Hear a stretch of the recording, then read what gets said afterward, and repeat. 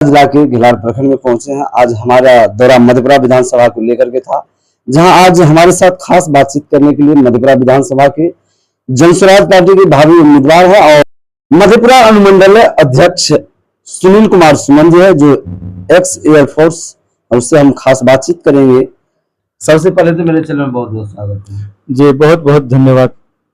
कल जिस तरह से आप लोग पटना में प्रदर्शन कर रहे थे और लाठियां चली, ढेर सारे साथी आप लोग के घायल भी हुए, इसको कैसे देखते हैं? जी, ये तो सरकार की एक तरह से नाकामी को दर्शाता है। लाठी बरसाना या उन पर किसी तरह का अत्याचार करना, यह उनकी नाकामी को दर्शाता है। अच्छा, क्या वजह रहा, किस कारणों से आप लोग विधानसभा घेराव करने के लिए गए थे और क्या आप लोग की मांग थी, किस चीज को लेकर के गए? जी हाँ, हम लोग जो गए थे, चूंकि पिछली सरकार या वर्तमान सरकार कह लीजिए, इन्होंने जातीय जनगणना कराया था। जातीय जनगणना कराना या किसी भी तरह का जनगणना कराना, जैसा कि मुझे जानकारी है, यह केंद्र सरकार के अंदर आता है, लेकिन यह अपने फायदा के लिए, अपने वोट बैंक के ख्याल से इन्होंने जातीय जनगणना बिहार में कराया, जिसका खर्च लगभग 500 करोड़ रुपया आया। जो 500 करोड़ रुपया यहाँ बिहार के जनता के खून पसीना की कमाई थी।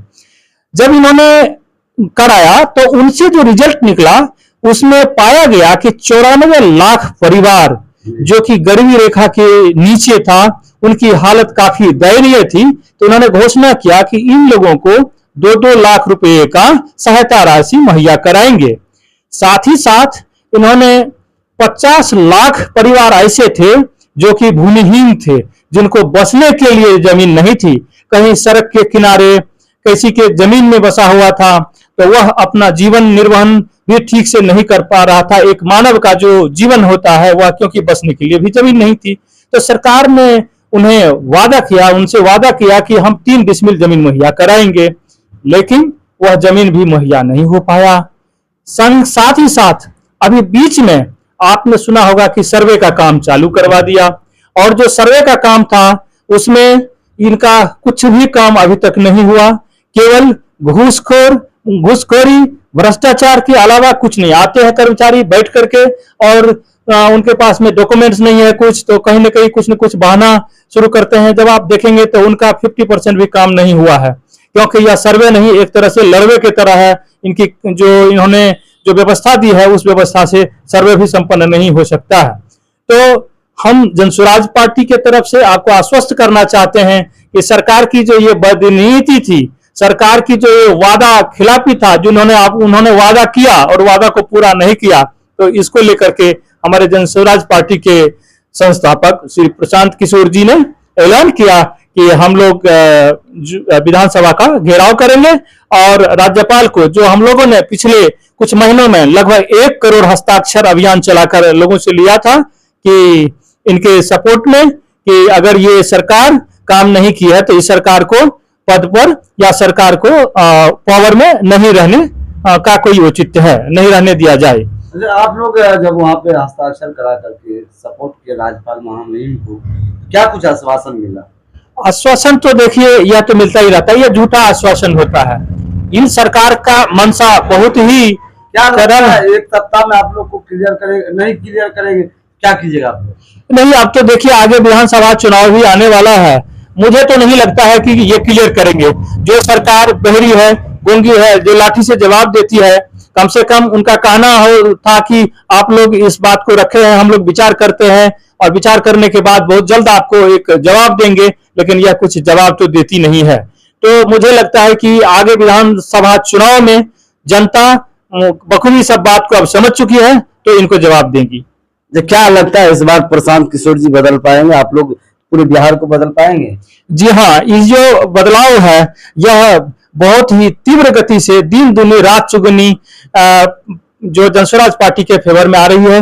लोग इनकी नीति को लेकर के चर्चा कर रहे हैं कि आज के डेट में अगर कोई पार्टी है बिहार में, तो केवल जनसुराज है, जो लोगों का भला कर सकती है, सूबे का भला कर सकती है, और जो हमारा खोया हुआ गौरव है उसे पुनः प्राप्त किया जा सकता है। क्या लगता है, जिस तरह से सरकार कल की डेट में हावी हुई, बिहार सरकार के पुलिस जो थे, जिस तरह से प्रशांत किशोर के कार्यकर्ताओं पे लाठी बरसाया और प्रशांत किशोर डटे रहे। उन्होंने कहा यदि 1 सप्ताह के अंदर क्लियर नहीं करता है तो हम नीतीश कुमार का हाउस घेरेंगे। क्या ये सच्चाई है? जी, ये भी सच्चाई है, क्योंकि जब दो गुटों में झड़प होती है तो वाद प्रतिवाद तो होती ही है। तो हम लोगों ने उनसे आग्रह किया था कि आप इस तरह से लाठी न बरसाएं, और जो बात है हम लोगों का वो सही जगह पर सही अथॉरिटी के पास जाने दें। लेकिन पुलिस ने अपनी बर्बरता दिखाकर उनको रोकने का काम किया, लाठी डंडे बरसाने का काम। सर आप तो एयरफोर्स में भी रहे हैं, आप भी सरकार के इशारे पे सरकार भी कहीं ना कहीं पदाधिकारी को तैनात करते, प्रशासन जो लाठी चले अपने मन से चलाए या सरकार की मर्जी से? देखिए, यह तो सरकार की मिलीभगत होती ही है कि आपने देखा होगा कि कुछ दिन पूर्व जब श्री नीतीश कुमार के गांव में ही जा रहे थे इन हस्ताक्षर अभियान को लेकर के, तो गांव में जाने के लिए नहीं दिया गया। वहां पुलिस के बड़े बड़े आला पदाधिकारी को गेट पर ही लगा दिया कि आप इस गांव में प्रवेश नहीं कर सकते। तो यह सरकार की भी मिलीभगत ही होती है, क्योंकि मीडिया में आजकल हर जगह चला जाता है कि आगे क्या होने वाला है। जब उनको पता था कि विधानसभा घेराव होने वाला था तो उन्होंने अपनी सुरक्षा का पुष्ट किया और उन्होंने मना किया होगा कि आप उन लोगों को आने न दें। अच्छा, आप भी मधेपुरा विधानसभा से उम्मीदवार के रूप में हैं जनसुराज की तरफ से, आपकी क्या तैयारी है पूरे प्रखंड और पूरे मधेपुरा विधानसभा में? जी हाँ, मैं एक प्रत्याशी के रूप में हमारी तैयारी चल रही है और बहुत सारी तैयारी हुई रही है। जैसा कि आप जानते हैं कि मधेपुरा विधानसभा के अंतर्गत तकरीबन 40 पंचायत और मधेपुरा सदर नगर परिषद आता है। तो हमारा भ्रमण लगभग हर पंचायत में हो चुका है। अब हम हर पंचायत में कुछ पंचायतों को मिलाकर क्लस्टर बनाते हैं और फिर एक अच्छा आयोजन कर वहां कार्यक्रम करवाएंगे और जनसुराज पार्टी के विचारों से लोगों को रूबरू कराएंगे।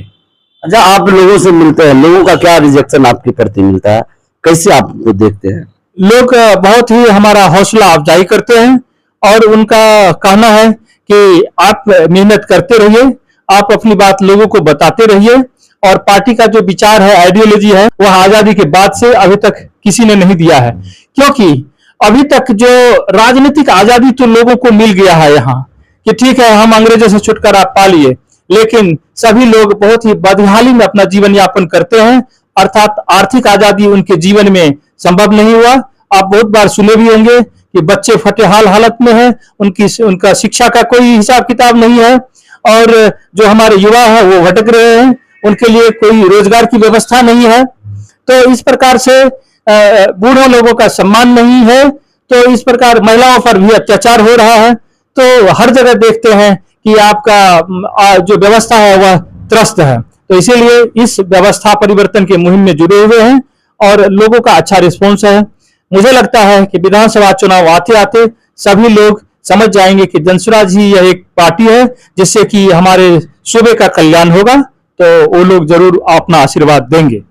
देखिए किस तरह से हमारे साथ खास बातचीत के सुनील कुमार सुमन जी थे, जो एक्स एयरफोर्स भी रहे हैं, और किस तरह से अपने अनुभव को साझा किया और जनताओं के बीच रखे। तो फिलहाल इस खबर को लेकर के आप लोग का क्या रहा है? आप लोग हमारे वीडियो को यूट्यूब पे देख रहे थे सब्सक्राइब कीजिए, फेसबुक पेज पे देख रहे तो फॉलो करें और ज्यादा से ज्यादा शेयर करें, कमेंट जरूर देखते रहिए मधेपुरा 24 लाइव। मैं हूं पवन कुमार।